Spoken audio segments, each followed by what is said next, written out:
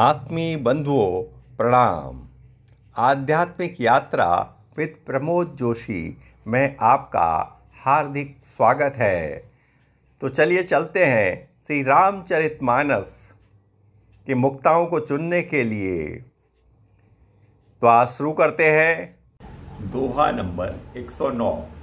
बंदौ पद धरि धरनि सिरु विनय करऊं कर जोरी बरनऊ रघुबर विशद जसु श्रुति सिद्धांत निचोरी।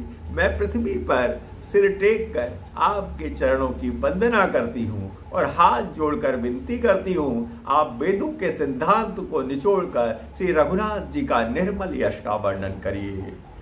यद्यपि जोशिता नहीं अधिकारी, दासी मन क्रम बचन तुम्हारी। गोड़ौता त्वन साधु दुरावही, आरत अधिकारी जह पावही। यद्यपि स्त्री होने के कारण मैं इसे सुनने की अधिकारिणी नहीं हूँ। ऐसा क्यों कहा गया है? ऐसा इसलिए कहा गया है, स्त्री कोई अनुष्ठान पूर्वक किसी कार्य को सुनने में समर्थ नहीं है, क्योंकि कुछ दिन उनके ऐसे होते हैं जहां वो अनुष्ठान पूर्वक नहीं सुन सकती, इसलिए उसको अधिकारी नहीं कहा गया। इसलिए जब भी घर में मौका मिले उसमें आप सुनाइए कह रहे हैं। तथापि मैं मन वचन कर्म से आपकी दासी हूं। संत लोग जहां आर्त अधिकारी पाते हैं वहां कूट तत्व को भी नहीं छिपाते। अति आरति पूछऊं सुर राया, रघुपति कथा करऊं करिदाया। प्रथम सो कारण कहूं विचारी, निर्गुण ब्रह्म सगुण बपुधारी। हे देवताओं के स्वामी, मैं बहुत ही आर्त भाव दीनता से पूछती हूँ, आप मुझ पर दया करके रघुनाथ जी की कथा कहिए। पहले तो वह कारण विचार करके बतलाइए जिससे निर्गुण ब्रह्म सगुण रूप धारण करता है।